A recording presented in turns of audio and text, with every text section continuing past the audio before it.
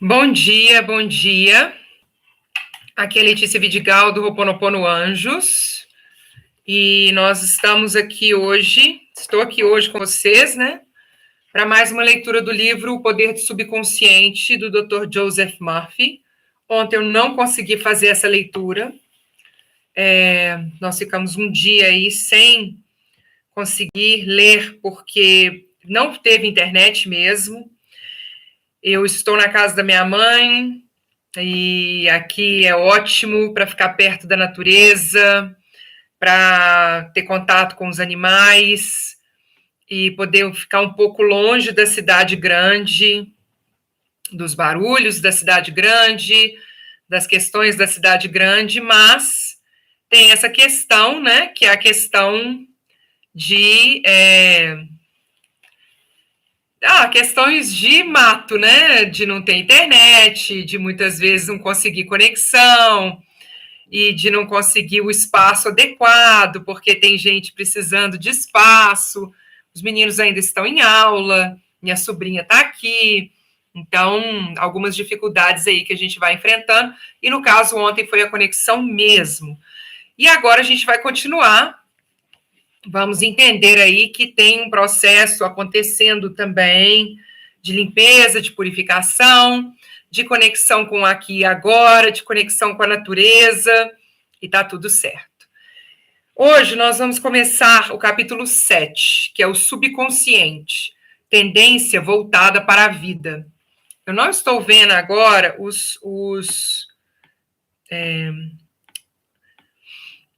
as mensagens de vocês, agora eu estou vendo. Então, se alguém chegar aí, mensagens, eu não sei se muita gente vai participar hoje, porque ontem não teve, mas está tudo certo. Vamos lá. Então, subconsciente, tendência voltada para a vida. O tesouro está dentro de você. Procure em seu íntimo a resposta para os desejos do seu coração.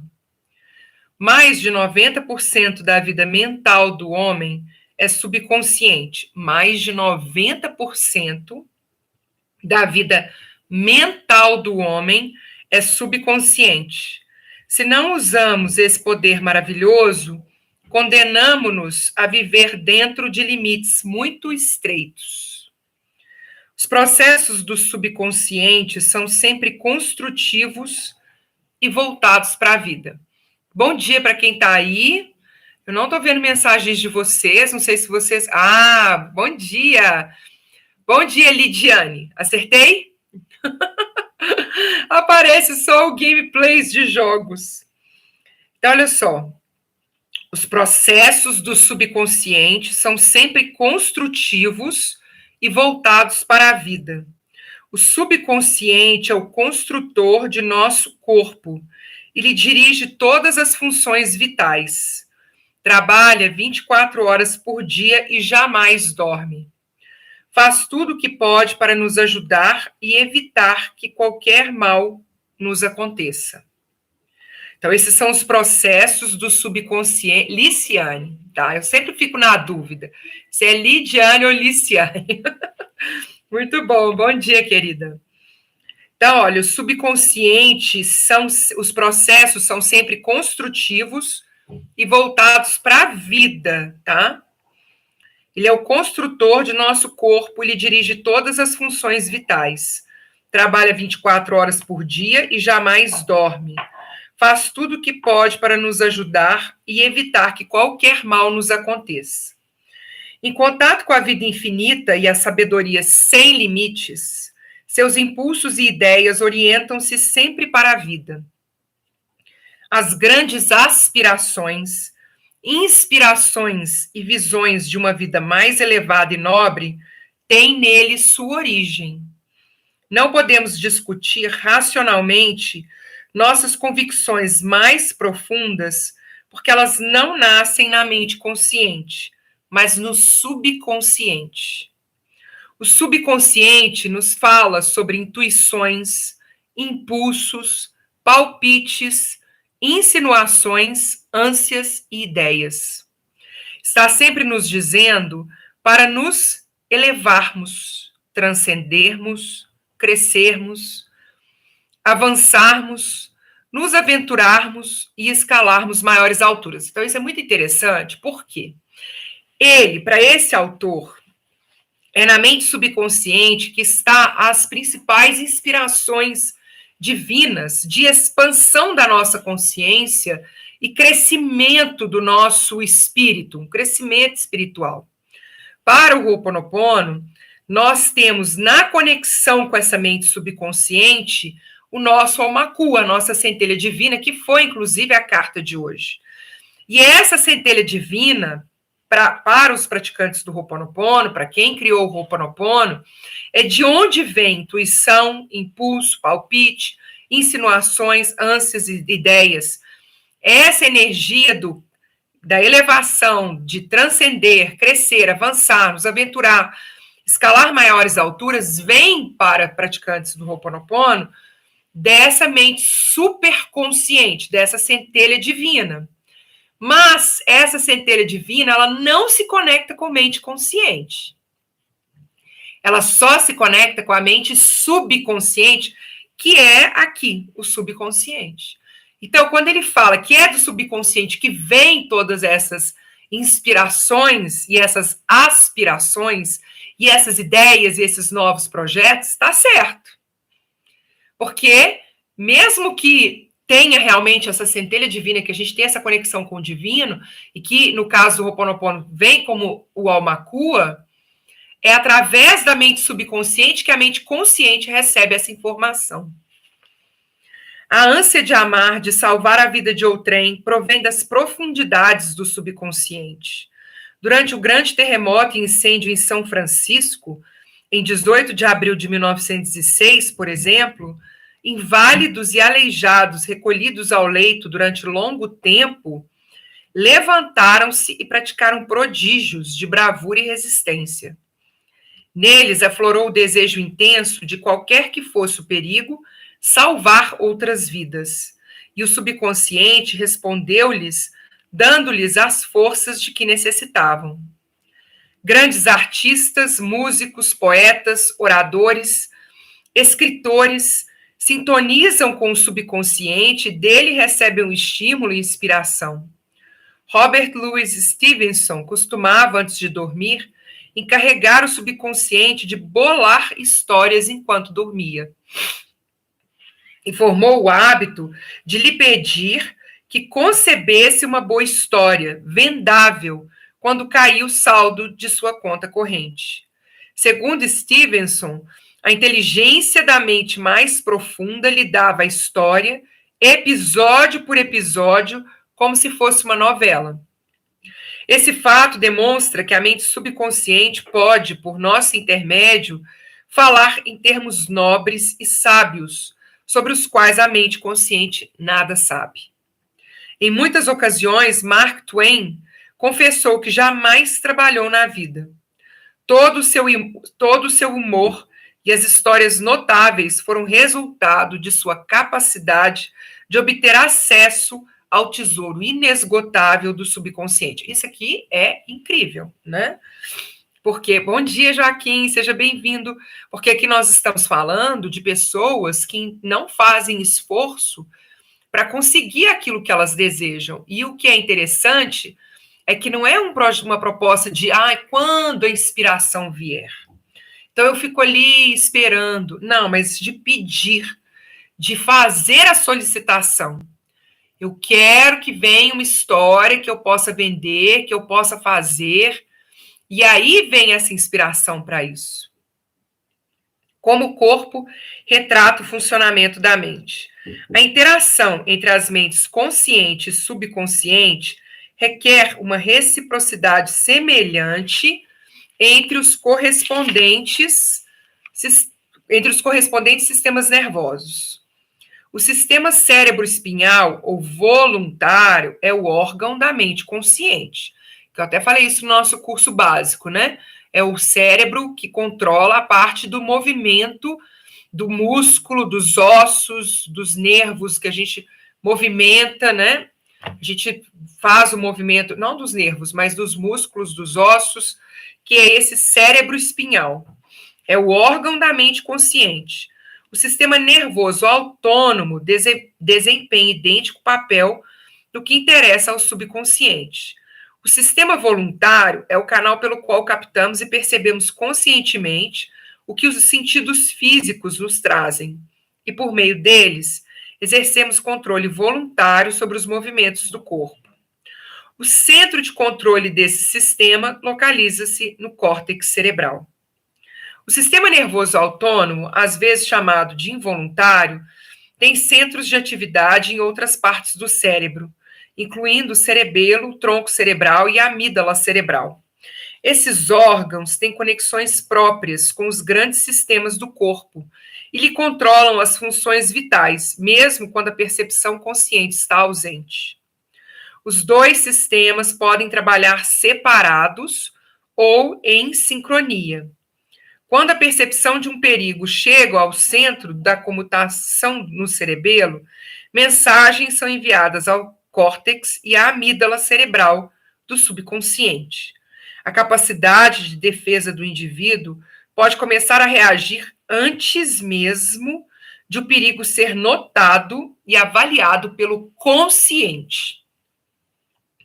Uma maneira simples de focalizar a interação mental e física é compreender que a mente consciente capta uma ideia que é traduzida em uma série correspondente de impulsos elétricos no sistema nervoso voluntário. Este, por seu lado, liga uma corrente semelhante no sistema autônomo, passando dessa maneira a ideia à mente subconsciente, que é um instrumento criativo. E é dessa maneira que pensamentos se transformam em atos.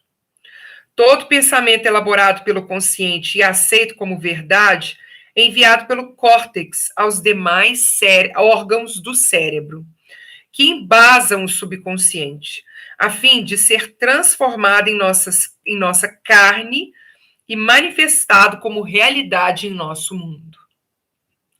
Então, aqui ele está dando vários os processos de funcionamento do cérebro. Bom dia, Ana Flávia, bom dia, Ana Clarice, sejam bem-vindas. Então, ele aqui está dando os processos de funcionamento do cérebro para concluir que todo pensamento elaborado pelo consciente e aceito como verdade é enviado pelo córtex aos demais órgãos do cérebro que embasam o subconsciente, a fim de ser transformado em nossa carne e manifestado como realidade em nosso mundo. Então, isso que nós pensamos, que nós percebemos, que nós acreditamos, isso entra no subconsciente de tal forma que transforma-se no nosso corpo físico. Nós agimos, a gente não sabe mais agir de outra forma. A gente não sabe perceber o mundo de outra forma. A gente não consegue mais se relacionar com o mundo de outra forma. Há uma inteligência, quer dizer, a não ser que a gente faça o exercício para mudar isso, né? Há uma inteligência encarregada de zelar pelo corpo. Quando estudamos o sistema celular e a estrutura dos órgãos, tais como olhos, ouvidos, coração, fígado, bexiga, etc., descobrimos que eles consistem em grupos de células, que, por sua vez, formam a inteligência coletiva que lhes permite funcionar em conjunto. Eles recebem ordens e executam-nas de forma dedutiva, atendendo a uma sugestão da mente mestra, mente consciente. Um estudo cuidadoso de organismos unicelulares mostra-nos o que acontece em nosso corpo complexo. Embora não possua órgãos, o organismo unicelular ainda assim fornece prova de ação e reação mental, ao desempenhar as funções básicas de movimento, alimentação, assimilação e eliminação. Muitos dizem que há uma inteligência que cuidará de nosso corpo se a deixarmos agir. Em certo sentido, isso é verdade. O problema é que a mente, por meio de condicionamento psicológico e emocional, ao subconsciente não resta alternativa a não ser agir de acordo com as especificações da planta arquitetônica que lhe é oferecida. Então, o subconsciente, ele trabalha ininterruptamente para o bem geral. O eu subjetivo existente em todos nós trabalha sem descanso para o bem geral, refletindo o princípio inato de harmonia residente em todas as coisas. A mente subconsciente tem vontade própria e é incontestavelmente real. Funciona dia e noite, quer queiramos ou não. Então, bom dia quem está chegando aí, gratidão pela presença. É a construtora de nosso corpo, embora não possamos ver, ouvir ou sentir coisa alguma enquanto ela o constrói. É um processo que se desenvolve em silêncio. O subconsciente é dotado de uma vida própria que sempre se volta para a harmonia, a saúde e a paz. Tá vendo? Mais um item que eu acredito que seja a conexão que a mente subconsciente faz com a mente superconsciente. Essa conexão de que sempre trabalha pelo melhor, que sempre trabalha pela paz, que sempre trabalha para que nós possamos estar com saúde. Isso, para mim, é o trabalho da mente superconsciente, que gera uma influência direta na mente subconsciente, para que a gente tenha esses processos internos. O que ele está falando aqui é que a mente consciente, com seus pensamentos, acaba atrapalhando nesse processo.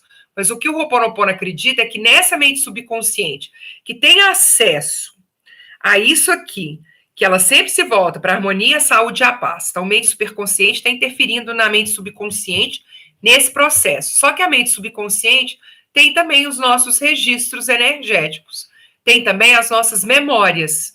E como tem as nossas memórias, esses registros também interferem no funcionamento do nosso organismo, no funcionamento do nosso corpo. E interfere, inclusive, na forma que muitas vezes nós pensamos. Aqui ele fala o seguinte: o grande segredo dos grandes homens de todos os tempos foi a capacidade de entrar em contato com os poderes da mente subconsciente e liberá-los. Você pode fazer o mesmo.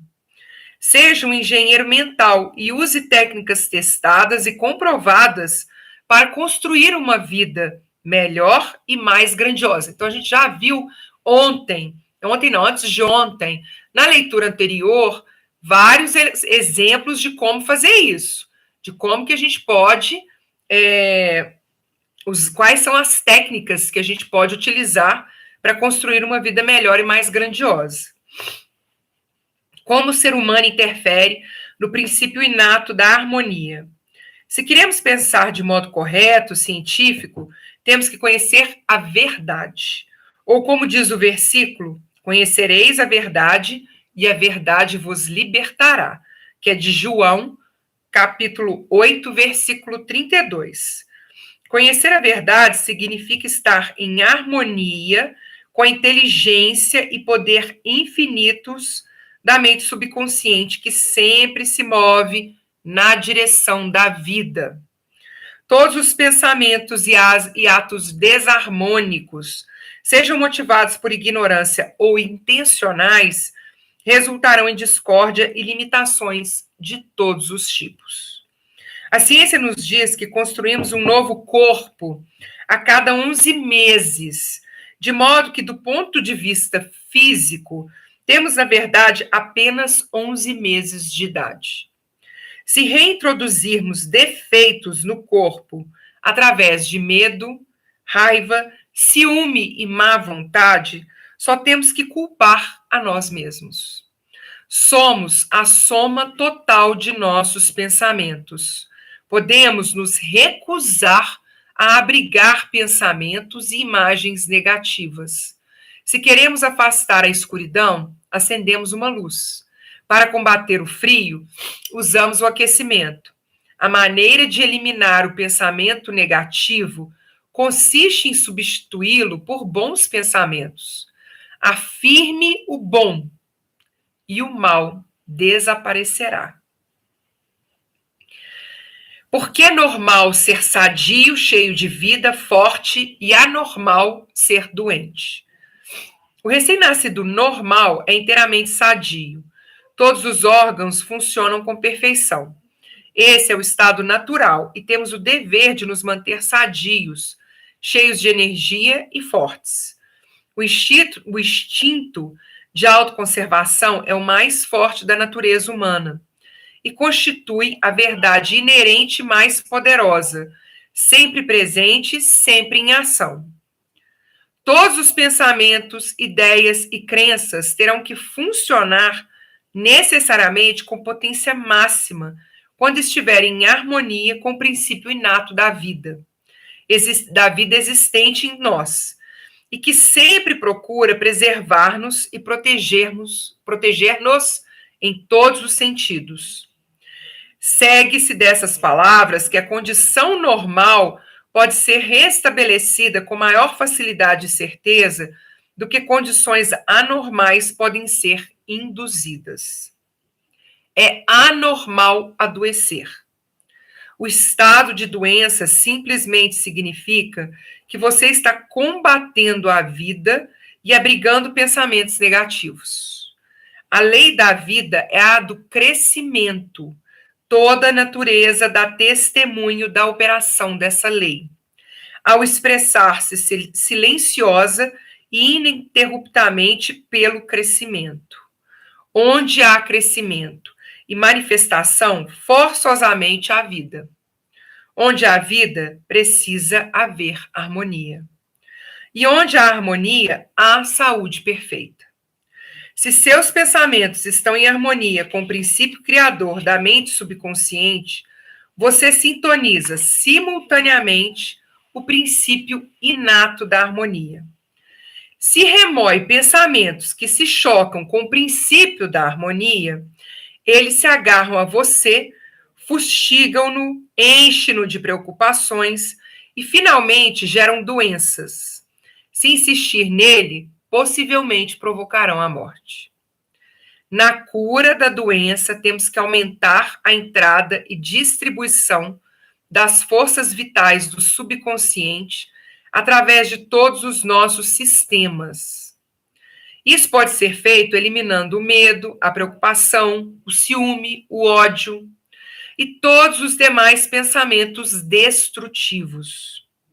Esses pensamentos tendem a danificar e destruir nervos e glândulas, tecido corporal que controla a eliminação de todo material de refúgio e mantém o organismo em estado de pureza.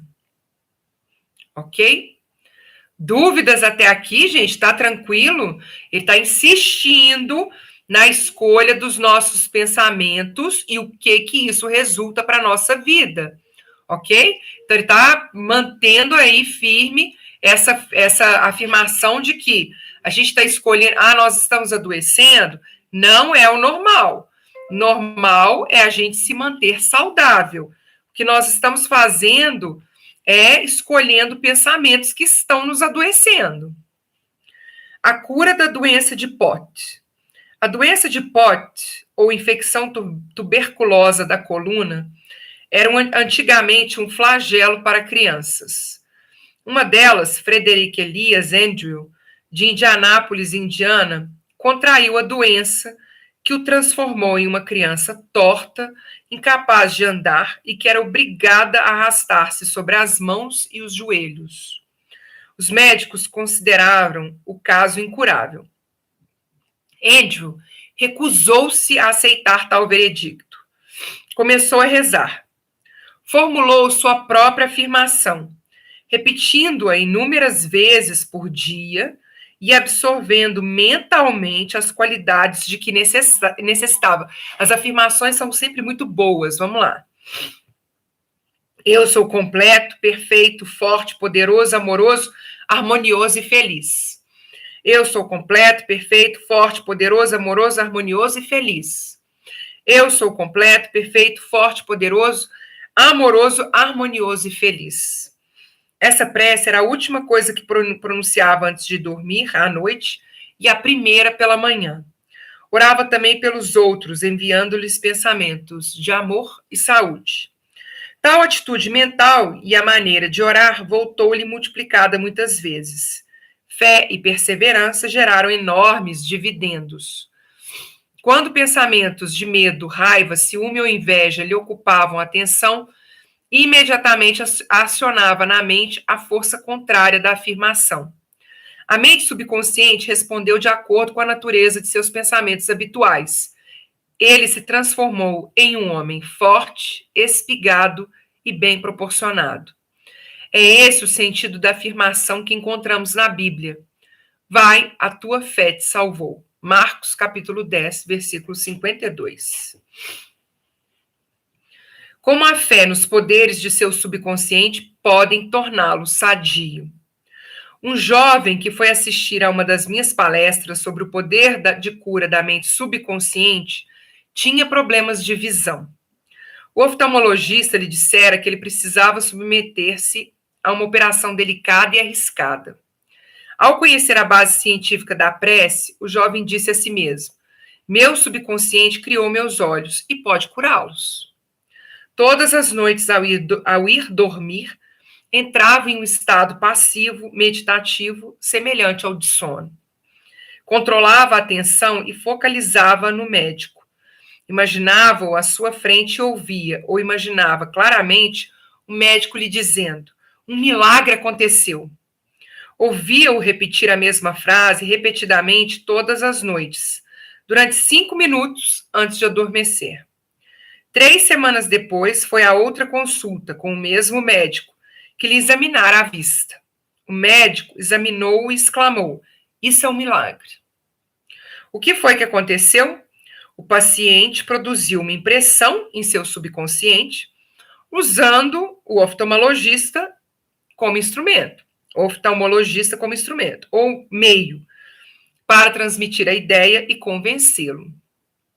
Por meio de repetição, fé e esperança de bons resultados, ele impregnou a mente subconsciente. Ela construíra o olho, tinha em si o molde ou planta perfeito da estrutura normal, sadia do olho. Uma vez nele gravada a ideia de restaurar a saúde do olho, o subconsciente imediatamente começou a agir para que isso acontecesse. Esse é outro exemplo de como a fé no poder de cura do subconsciente pode nos tornar perfeitos. Pontos a lembrar desse capítulo, e nós fechamos hoje com o fechamento do capítulo 7. 1. Seu subconsciente construiu seu corpo. Olha só, isso aqui, vamos lá. Seu subconsciente construiu seu corpo e trabalha 24 horas por dia. Abrigando pensamentos negativos, você interfere nesse molde gerador de vida. Ah, então é culpa minha? No Ho'oponopono, a gente não fala de culpa. A questão é que as escolhas que nós estamos fazendo está gerando um resultado que está se apresentando para nós no nosso corpo físico. Encarregue seu subconsciente da tarefa de encontrar uma solução para qualquer problema antes de dormir, e ele responderá.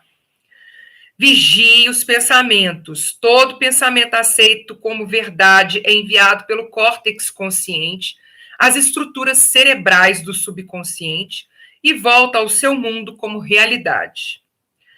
Saiba que pode se reconstruir dando uma nova planta baixa à mente subconsciente. A tendência do subconsciente é voltar-se sempre para a vida. Seu trabalho é com a mente consciente. Alimente o subconsciente com premissas verdadeiras. O subconsciente reproduz sempre aquilo que você lhe dá sob a forma de padrões mentais habituais. Você constrói um novo corpo a cada 11 meses. Mude o corpo mudando os pensamentos e conservando os mudados. É normal ser sadio, é anormal estar doente. Em nós reside o princípio inato da harmonia. Pensamentos de ciúme, medo, preocupação, ansiedade prejudicam e destroem nossos nervos e glândulas, gerando doenças mentais e físicas de todos os tipos. O que você afirma conscientemente e aceita como verdade se manifestará em sua mente, em seu corpo e nas situações de vida. Afirme o bem e desfrute a alegria de viver.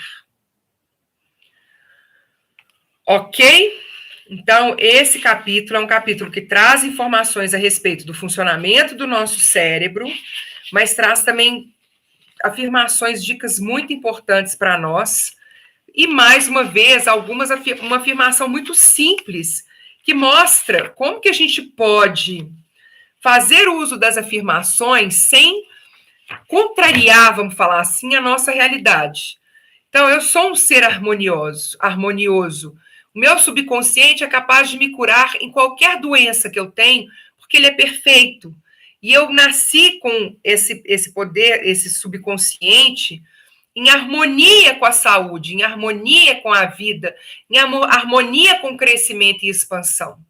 E é nesse fluxo que eu quero entrar.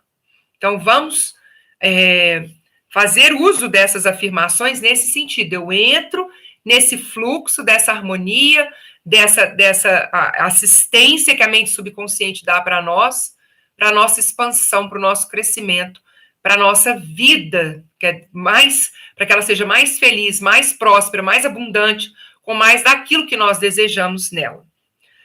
Então é isso, queridos, queridas. Fechamos o capítulo 7 do livro Poder do Subconsciente, do Dr. Joseph Murphy. E nós nos encontramos agora na segunda-feira, ok? Segunda-feira, às 9h30 da manhã. Acredito que vai estar tudo bem, a internet já está ficando mais regular. E aí nós voltamos, então, às 9h30 com a leitura e estudo do livro. E nós temos aí o grupo no Telegram, que está alguns vídeos para trás, o link de acesso, onde nós estamos colocando as afirmações que estão no livro. E nos encontramos, então, na segunda-feira, às 9h30 da manhã. Mahalo de coração, gratidão pela presença de vocês e até segunda-feira. Aloha, tchau, tchau.